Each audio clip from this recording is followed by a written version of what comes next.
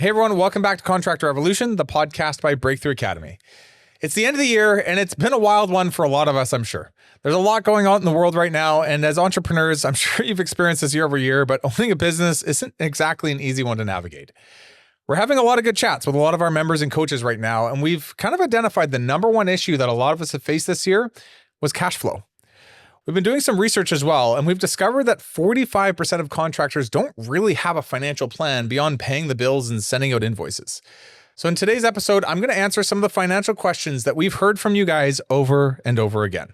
I hope you walk away with a fresh perspective and an actual plan so you can stay cash positive and crush your goals for 2026. And if you've ever felt like you're just drowning under like 2 inches of water this year, well, this episode's for you. Now let's get started. You're watching Contractor Evolution, the podcast by Breakthrough Academy, where we systemize contracting businesses for growth.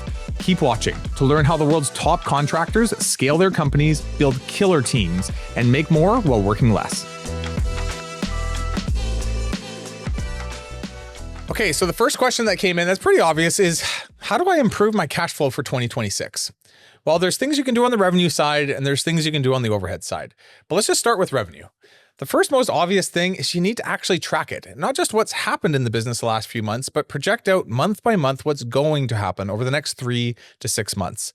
And this is going to be cash accounting, not accrual accounting, which basically means you're going to be looking at the real hard cash when it actually comes in and hits the bank account and when it's actually going to leave the bank account, right? In doing that, you're going to start to see gaps and you're going to have time now to actually adjust, whether it's when revenue comes in, certain spends you have, and make sure you're never in the red.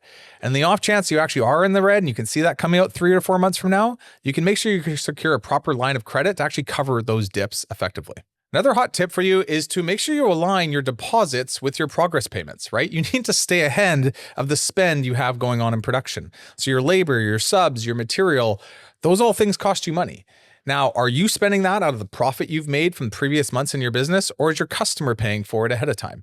So this really comes down to how you understand what your production schedule is and when your costs are actually going to go out.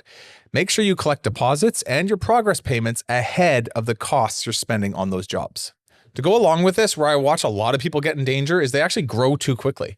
This is especially true in insurance work or commercial work where progress payments are spaced out by 30, 60, 90 days or more. It's very important that you sit down and actually line up your schedule with your cash flow projections, right? You don't want to take on more work than you can actually physically float as an organization. Now, the nice thing is these terms should be easily referenceable. So you can start to actually plan out and project when you're going to be spending the money and when you're going to be getting the money in. And you'll start to really see how much work you can take on at a given time. All right, so we've talked a lot about revenue best practices. Now let's talk about what you can do with your overhead. So the first thing I see for a lot of us as business owners is when we make a lot of money in the business, we pay ourselves a lot of money. And when we have a bad month, we maybe don't pay ourselves much, if anything at all. This doesn't make sense. This isn't something that a business should have to contend with, let alone you in your own personal life. I can only imagine the amount of stress that this puts on you. So what I would recommend instead is pick a salary for your year and start to pay yourself a consistent salary, month in, month out. That way, at least on the personal side, you've got some consistent predictability. And on the business side, this forces you to problem solve all the other variables you have involved to make sure that you, just like all the rest of your employees, are paid on time within a budget that makes sense. Another mistake I always see a lot of people make is they go and buy a brand new truck or machine with cash.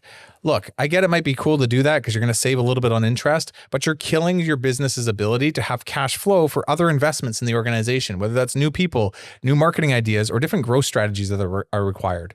The reality is, if this is an asset, it can likely be financed through bank financing, and you might want to consider that as an option before just using your company's cash to do it. Another thing not to forget about is the fact that our biggest business partner, whether we like it or not, is the tax man. And those tax installments are due whether we like it or not.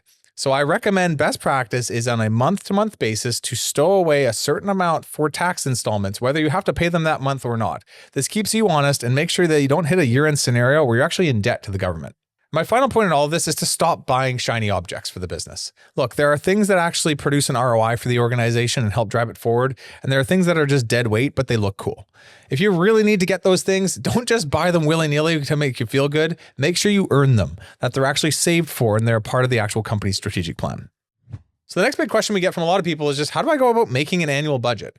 Well, I'll walk you through this step by step. So step one is you need to actually input last year's financials. You're going to organize your revenue, your variable expenses, how much profit you made off of those jobs, so gross profit, how much you spent on fixed expenses, and then finally your net profit. Which leads us to step two. You need to review that data. Once you've gone and put all your numbers in, what I recommend you do is start to look at the story that actually played out. This gives you an idea of where you probably overspent, where you may have underspent, and really where all the money actually went. Okay, finally, we're actually ready to look forward a little bit. So step three, we want to set our net profit goal first for the fiscal year, right? I'm sure a lot of you heard this at this point, but revenue is vanity and profit is sanity. Let go of your ego and start to really think through, how much do I actually want to make next year? It doesn't matter how much revenue that requires. All that matters is you have a clear goal for what's important to you and the organization set ahead of time. So step four, finally, is to actually build this next fiscal year's plan. So we'll start with revenue. Best practice I recommend here is to separate the revenue sources. So that could be by commercial, service, residential, whatever it is, but it's going to help you actually see how much revenue you want to get from different areas of the organization. Next thing you want to do is allocate a 3 to 5% increase on all your contracts and make sure that it's reflected in the revenue projected for the next year. The next thing is actually my favorite thing to do, which is to play around with our variable expenses. This is like your labor, your subs, and your material. The exercise I always look at is, how do I optimize this by 1 to even 5%? Because the money saved in this usually goes right down to the bottom line. And so some ways to do this. Well, if you haven't already, you might want to look at incentive-based pay with your people. Where is it working? Where is it not? And do you even have it introduced properly? The other thing I do on an annual basis is I'm going to be negotiating my high material uses with my key suppliers, right? What are the things where you spend a lot on all the time? And could you get a better price on it? And then finally, another thing I find a lot of us miss on is having proper subcontractor agreements. There's so much leakage in costs when we work with our subs when things aren't clear. The final thing to look at is fixed expenses. One thing I'd recommend behind this is to see this less as money and more as energy, right? You as an entrepreneur need to allocate certain things to certain costs in the company that should ultimately provide value to the organization. So give it an actual critical thought. What actually drives value in your organization and what is just dead weight? And then start to reallocate those costs based on your learning from the last fiscal year. A quick recap on this one, we're going to gather last year's data. We're then going to review and learn from last year's data. We're then going to set a goal on how much profit we want to make and then build a plan backwards to actually make sure we get there. So the next big thing we get often is just like, what is job costing and how often do I actually need to do this? Well, I would recommend doing job costing while the project is still going on. Right? This is the process of calculating the actual cost of a job versus the estimate that you originally set out to go after. So what I would put in is your revenue against all your variable expenses and start to look at where labor, subs, and material is coming in against the actual plan. Now, why is this so important? Because I'm a true believer that gross profit, which is the profit made off the job specifically, is the lifeblood or like the pulse of the entire organization. I would not be growing revenue or trying to grow your organization overall if gross profit is struggling. And when you do it on the job, especially while it's still going on, that is your highest likelihood and ability to make a change on the project itself, right? You're starting to watch labor come in way over budget and you can start to problem solve it mid-project versus waiting till afterwards. So once you've got some of the basics down, here's a few extra things I really recommend you do. Start to look at your projects by service type or by crew that produces it or by salesperson that booked it. When you start to clump jobs together and start to see patterns, you'll see certain salespeople that book jobs that are more profitable than other salespeople, or certain crews that produce work more profitably than other crews, or certain types of work, whether it be your service work or your commercial or residential, that is generally has a higher gross profit than the rest of the work you do. This will shift decision-making and where you should actually allocate time, effort, and resources. And this is ultimately where profit is made and lost for the entire organization. My final tip on this is you'll see on the sheet that we have for download is something called gross profit per hour.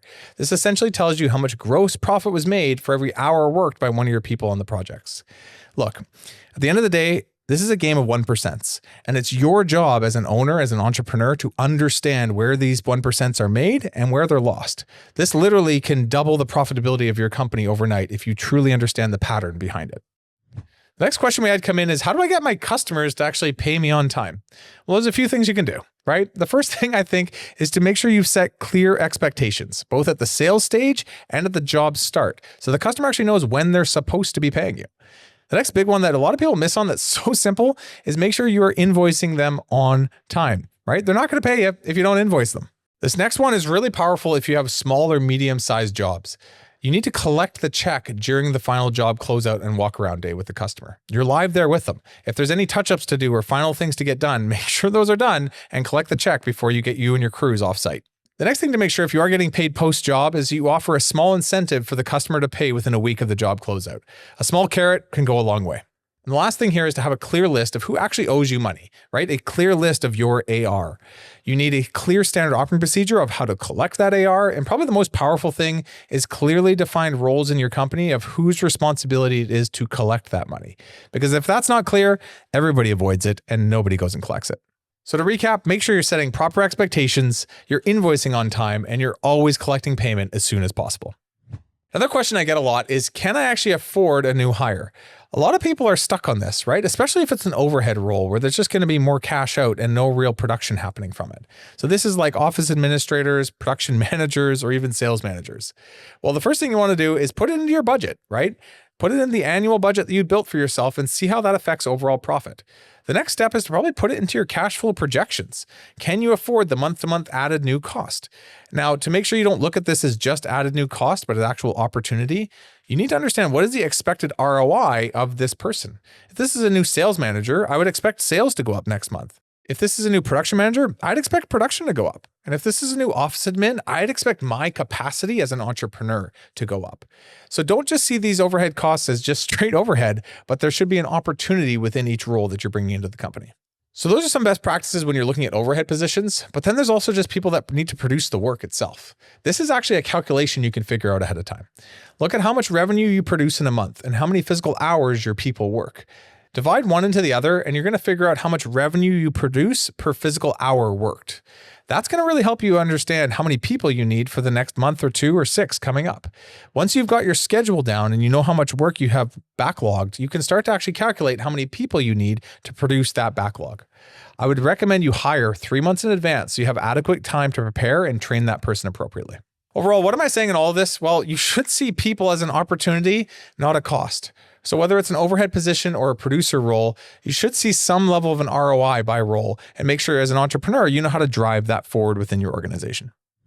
So the final question we get asked a lot is, what should my profit margins actually be? And as much as I would love to answer this, it's really hard to do on a podcast where everybody's business is a little bit different.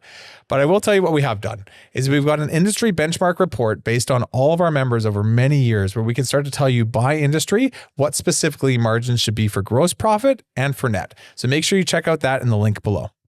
All right, that was the last question. So for all of you listening, what questions do you actually have around cash flow or budgeting? Let us know below, and I'll make sure I read every single comment. If you want some of the tools or resources that we mentioned in this episode, they're all down in the description below, so you can grab them there.